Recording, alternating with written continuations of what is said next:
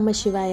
శ్రీ లలిత సహస్రనామ స్తోత్ర పారాయణలో భాగంగా ఈరోజు 65వ శ్లోకం.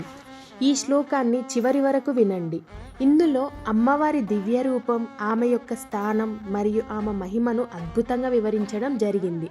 అందరూ చివరి వరకు వినండి. భానుమండల మధ్యస్థ భైరవీ భగమాలిని పద్మాసన భగవతి పద్మనాభ సహోదరి. శ్లోకం యొక్క అర్థం: భానుమండల అంటే సూర్యమండలము అని అర్థం. మధ్యస్థ సూర్యమండల మధ్యలో నివసించేటువంటిది అంటే సూర్యమండల మధ్యన వెలసి ఉన్నటువంటి పరమాత్మ స్వరూపిణి. భైరవి అంటే భైరవుని శక్తి, అంటే భయాన్ని దూరం చేసేటువంటిది, రక్షణనిచ్చేటిది శివశక్తి స్వరూపిణి ఆమె. భగమాలిని అంటే భగ అంటే శక్తి కేంద్రం, దాన్నే మనం యోని చక్రం అని కూడా అంటాం. మాలిని అంటే దానిని అలంకరించేటువంటిది.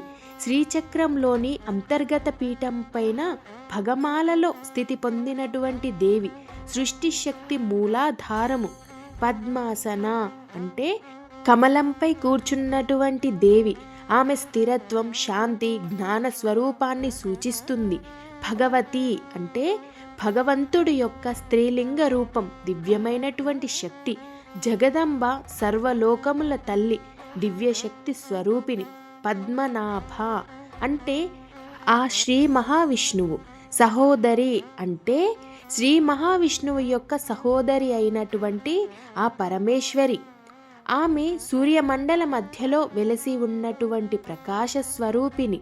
భైరవ శక్తి అయినటువంటి భైరవి ఆమె. శ్రీచక్ర మధ్యంలో ఉన్నటువంటి భగమాల పీఠంలో స్థితి పొందినటువంటి తల్లి. కమలాసనంలో కూర్చుని ఉన్నటువంటి జగదంబ, శ్రీ మహావిష్ణువు యొక్క సహోదరి అయినటువంటి పద్మనాభ సహోదరి. ఈ శ్లోకం దేవిని పరమ ప్రకాశ స్వరూపినిగా, సూర్యమండల మధ్యలో స్థితి పొందినటువంటి దివ్యశక్తిగా, శివుని శక్తిగా, సృష్టి శక్తి కేంద్రంలో స్థితి పొందినటువంటి తల్లిగా వర్ణించడం జరిగింది. ఆమె విశ్వానికి వెలుగునిస్తుంది, సృష్టిని కాపాడుతుంది, జ్ఞానరూపినిగా భగవతిగా ప్రకాశిస్తుంది. ఆమెనే శ్రీ లలితా త్రిపుర సుందరీదేవి. ఈ శ్లోకం మీ అందరికి అర్థమైందా? అర్థమైనట్లయితే వెంటనే నా యొక్క వీడియోని లైక్ చేయండి, అలాగే మీ మిత్రులందరికీ షేర్ చేయండి. మరిన్ని శ్రీ లలితా సహస్రనామ స్తోత్రంలోని ప్రతి శ్లోకం యొక్క అర్థం తెలుసుకోవాలంటే నా యొక్క ఛానల్ని సబ్స్క్రైబ్ చేసుకోండి. ఓం శ్రీ మాత్రే నమః.